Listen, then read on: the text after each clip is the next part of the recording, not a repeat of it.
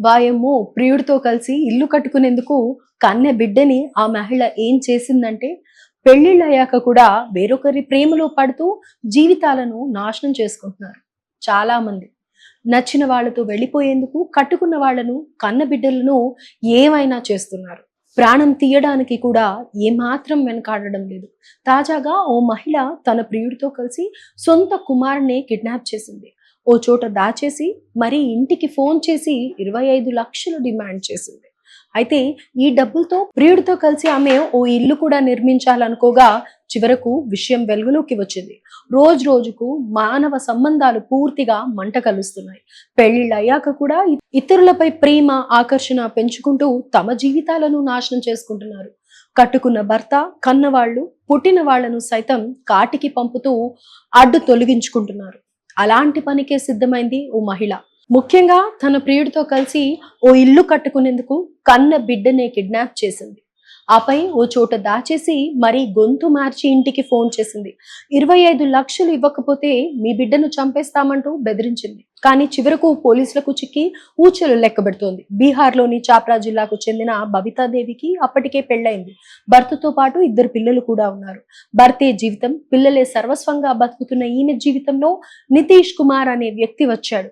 ఇక అప్పటి నుంచి భర్త పిల్లలపై ప్రేమ మర్చిపోయి నితీష్ కుమార్ మత్తులో పడిపోయింది. అతడితోనే జీవితం సాగించాలని అనుకుంటోంది. అయితే ప్రేమికుడి వద్ద ఎక్కువగా డబ్బులు లేకపోవడంతో అతడితో వెళ్ళిపోతే కష్టం అవుతుందని భావించింది. ఈ క్రమంలోనే ఇద్దరు మాట్లాడుకొని తాము కలిసి జీవించాలంటే ఓ ఇల్లు కావాలని నిర్ణయించుకున్నారు. ఎలాగైనా సరే తాము ఓ ఇంటిని నిర్మించుకోవాలని బబితాదేవి, నితీష్ కుమార్లు ప్లాన్ చేసుకున్నారు. అయితే అందుకు తమ వద్ద అంత పెద్ద మొత్తంలో డబ్బు లేకపోవడంతో డబ్బుల కోసం ఆలోచనలు చేశారు. ఈ క్రమంలోనే బబితకు తన భర్త దగ్గర ఉన్న డబ్బులు గుర్తొచ్చాయి. అయితే దొంగతనం చేస్తే తాను దొరికిపోతుందని భావించి తన కుమారుడిని కిడ్నాప్ చేస్తే భర్త ఖచ్చితంగా డబ్బులు ఇస్తాడని భావించింది. ఇదే విషయాన్ని ప్రియుడికి చెప్పగా అతడు కూడా ఓకే చెప్పాడు. దీంతో బబితాదేవి తన ప్రియుడు నితీష్ కుమార్ సాయంతో తన 13 ఏళ్ల కుమారుడు ఆదిత్య కుమార్ను కిడ్నాప్ చేసింది.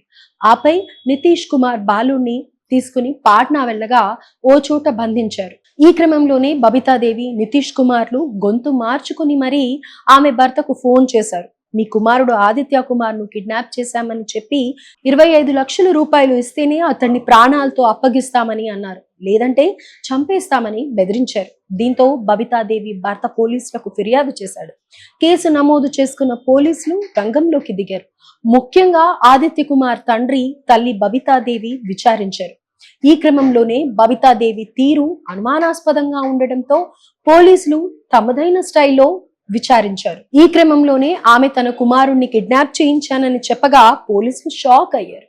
ముఖ్యంగా ప్రియుడు నితీష్ కుమార్ తాను కలిసి ఇల్లు కట్టుకోవాలనుకున్నామని, అందుకే కావలసిన డబ్బు కోసమే కిడ్నాప్ చేశామంటూ వివరించింది. బాలుడు ఎక్కడున్నాడని ప్రశ్నించగా పాట్నాలో ఉన్నాడని చెప్పింది. ఆపై పోలీసులు అక్కడికి వెళ్లి బాలుడిని క్షేమంగా ఇంటికి తీసుకువచ్చారు. అలాగే నితీష్ కుమార్ ఇంటికి వెళ్లి అతన్ని కూడా అరెస్ట్ చేశారు.